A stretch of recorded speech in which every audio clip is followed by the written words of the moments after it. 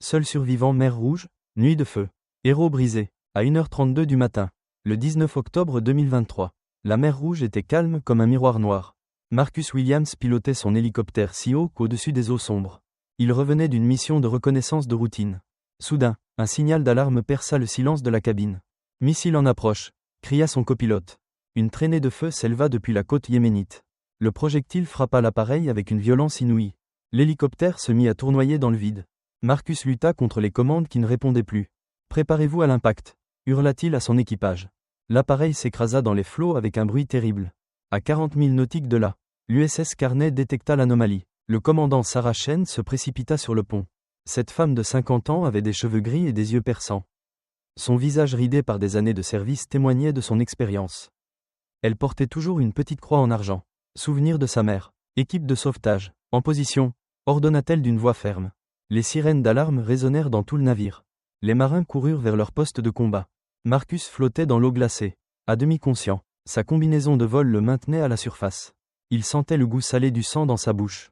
Autour de lui, les débris de son hélicoptère dérivaient lentement. « Johnson, Rodriguez !» appela-t-il dans la nuit. Seul l'écho de sa voix lui répondit. La peur commença à s'emparer de lui. Il était seul, blessé, au milieu de nulle part. Les minutes s'écoulaient comme des heures interminables. Ses forces diminuaient à chaque seconde. L'eau froide engourdissait ses membres peu à peu.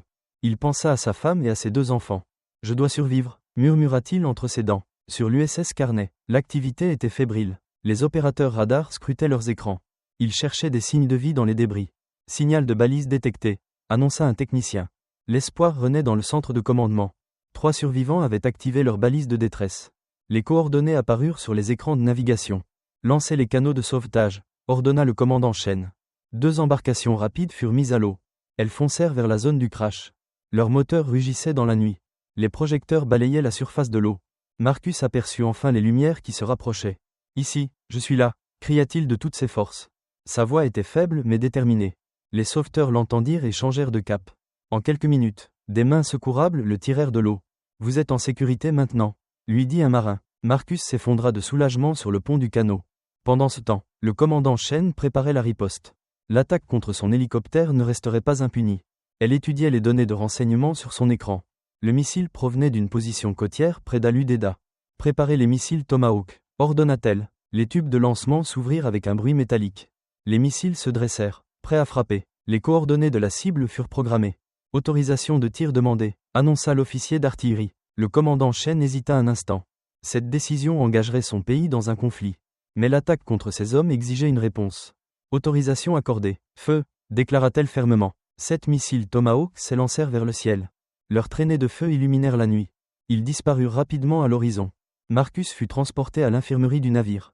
Le médecin examina ses blessures avec attention. Commotion cérébrale et quelques côtes fêlées. Diagnostiqua-t-il. Mais vous vous en sortirez bien. Marcus ferma les yeux, épuisé par l'épreuve. Il pensait à ses coéquipiers encore portés disparus. Johnson et Rodriguez n'avaient pas eu sa chance. Cette pensée le rongeait de l'intérieur. Pourquoi moi ? Se demandait-il sans cesse. Le sentiment de culpabilité l'envahissait. Il aurait dû les sauver d'une manière ou d'une autre. Les missiles atteignirent leur cible 20 minutes plus tard. Les explosions illuminèrent la côte yéménite. Les lanceurs ennemis furent détruits avec précision. Objectif neutralisé, confirma l'opérateur radar. Le commandant Chen hocha la tête avec satisfaction. La menace était éliminée, du moins temporairement, mais elle savait que ce n'était que le début. Cette région du monde était un baril de poudre. Chaque action militaire pouvait déclencher une escalade. Elle devait rester vigilante et prête à tout. Les recherches pour les disparus continuèrent toute la nuit.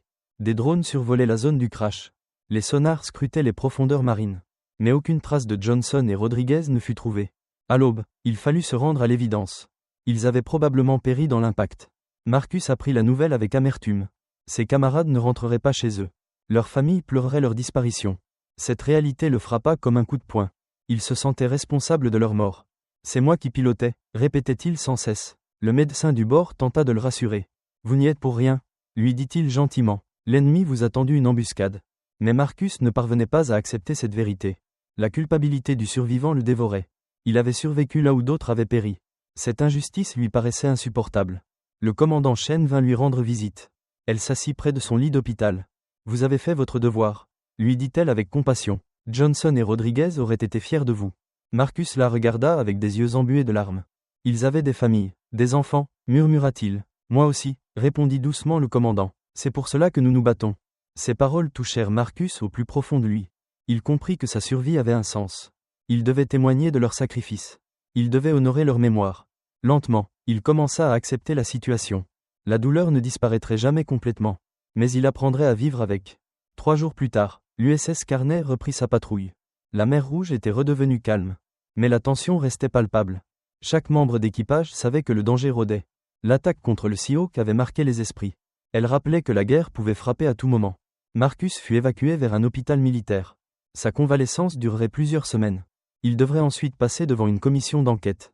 Son témoignage aiderait à comprendre l'attaque. Peut-être permettrait-il d'éviter d'autres tragédies. En attendant, il se concentrait sur sa guérison. Physique d'abord, puis mentale. Le chemin serait long et difficile. Mais il était déterminé à s'en sortir. Pour Johnson, pour Rodriguez, pour leur famille, le commandant Chen rédigea son rapport d'incident. Elle décrivit minutieusement les événements de cette nuit. L'attaque surprise, le sauvetage, la riposte, tout devait être consigné avec précision. Ces documents serviraient aux historiens futurs.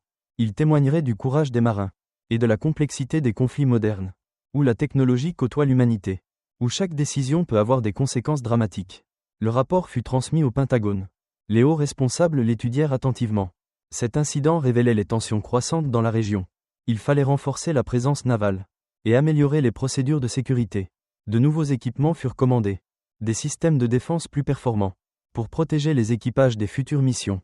Mais aucune technologie ne pourrait effacer le souvenir de cette nuit tragique en mer Rouge, où des hommes avaient donné leur vie pour défendre la liberté de navigation. Marcus retourna chez lui un mois plus tard. Sa femme l'attendait à l'aéroport. Leur retrouvaille fut émouvante. Elle avait craint de ne jamais le revoir. Ses enfants coururent vers lui. Ils ne comprenaient pas vraiment ce qui s'était passé. Mais ils sentaient que leur père avait changé. Il était plus silencieux, plus pensif. Parfois, son regard se perdait dans le vide. Il revivait cette nuit terrible. L'explosion, la chute, l'eau glacée, et surtout, la disparition de ses coéquipiers.